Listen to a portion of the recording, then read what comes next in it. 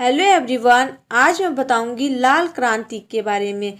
1968 में यूएसएआईडी के निदेशक ने नए तकनीकी समाधानों का जश्न मनाने के लिए हरित क्रांति शब्द गढ़ा, जिसने दुनिया भर में भूख को कम करने का वादा किया था और अधिक लाल या समाजवादी क्रांतियों के प्रसार को रोक दिया।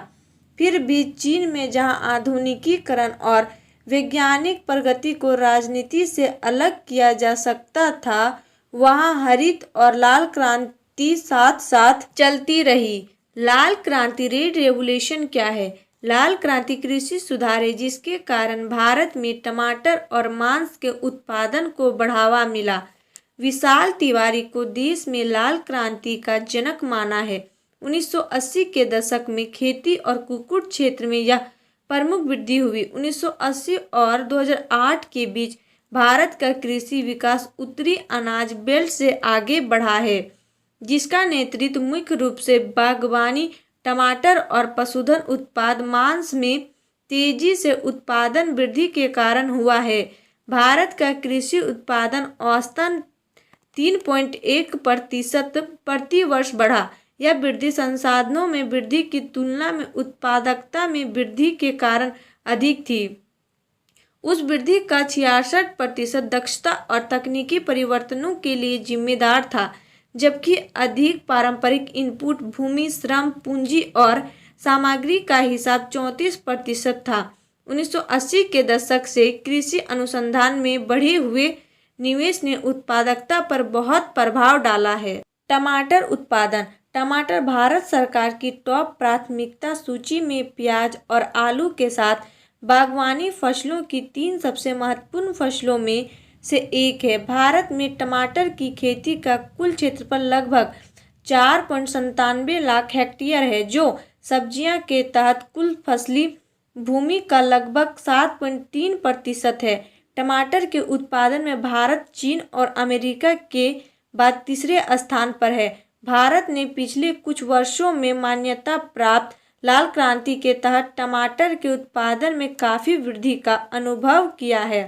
आंध्र प्रदेश में टमाटर का सबसे अधिक उत्पादन होता है, जिसके बाद महाराष्ट्र और ओडिशा का स्थान आता है। भारत में टमाटर की वृद्धि मुख्य रूप से देश भर में 2 मौसमों में होती है: जून से सितंबर खरीफ मौसम और अक्टूबर से फरवरी रबी फसल। यह कुछ क्षेत्रों में पूरे वर्ष हो सकता है। लाल क्रांति रेड रेवोल्यूशन के तहत टमाटर की नई और अधिक लचीली किस्मों को अपनाया गया। टमाटर की किस्म पूसा रूबी IARI नई दिल्ली, भारत में ताज़ा बाजार और प्रसंस्करण उद्योग दोनों के लिए इस्तेमाल की जाने वाली सबसे शुरुआती और सबसे प्रमुख किस्मों में से एक थी। सार्वजनिक संस्थानों ने किसानों द्वारा उगाई गई किस्मों की तुलना में प्रसंस्करण के लिए अधिक उपयुक्त किस्मों के प्रजनन में सहायता की। बाद में किसान अपनी उच्च उपज क्षमता के कारण वाणिज्यिक ताज़ा बाजार संकरों में स्थानांतरित हो गए। सामान्य तौर पर कीटनाशकों के अधिक उपयोग और उन्नत सिंचाई सुविधाओं ने कृषि उत्पादन में सहायता की है। इसके अलावा आपूर्ति श्रृंखला और लाल क्रांति के तहत थोक बाजारों या मंडियों के आने से किसानों की लाभप्रदता और परिणाम के स्तर दोनों में तेजी आई है। बाजार के सामने अभी भी कुछ चुनौतियां हैं। ये अत्यधिक खराब होने वाले सामान अभी भी वायरस और संक्रमण से ग्रस्त है, जो आसानी से फसल उत्पादन को नष्ट कर सकते हैं। बाजार में बेहतर बुनियादी ढांचा किसानों, व्यापारियों, खुदरा विक्रेताओं और अन्य जैसे विभिन्न हितधारकों के बीच संचार को खत्म करने के साथ साथ जरूरी भी है। मांस उत्पादन। भारत में मांस का उत्पादन सालाना 6.3 मिलियन टन होने का अनुमान है, जो मात्रा के मामले में दुनिया में 5वें स्थान पर है। भारत दुनिया में कुल मांस का 3% के लिए जिम्मेदार है। देश में पशुधन की दुनिया की सबसे बड़ी आबादी लगभग 515 मिलियन है। उत्तर प्रदेश सबसे बड़ा मांस उत्पादक है। आंध्र प्रदेश के बाद दूसरा पश्चिम बंगाल और महाराष्ट्र के बाद। लाल क्रांति के तहत औसत वार्षिक मांस टन भार 1980 से 2008 की तुलना में 2.9% बढ़ा।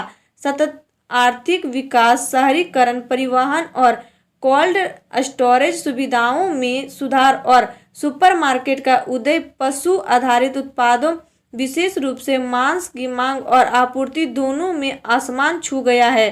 सरकार ने देश में मांस उत्पादन को बढ़ावा देने के लिए कुछ नीतियां अपनाई हैं, जैसे कि मांस जैसे पोल्ट्री उत्पादों का निर्यात बढ़ाना, अधिक एफडीआई की अनुमति देना, गुणवत्ता मानकों पर नियंत्रण रखना और मांस का दूषित होना। सरकार ने देश भर में बूचड़खानों के आधुनिकीकरण के लिए एक व्यापक योजना शुरू की। कृषि और प्रसंस्कृत खाद्य उत्पाद निर्यात विकास प्राधिकरण ने देश भर में 70% एकीकृत बूचड़खानों और मांस प्रसंस्करण संयंत्रों को मंजूरी दी है।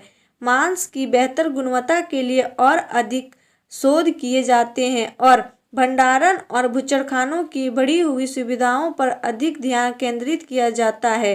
लाल क्रांति के निहितार्थ के रूप में मांस उत्पादन की गुणवत्ता और मात्रा बेहतर हो गई है।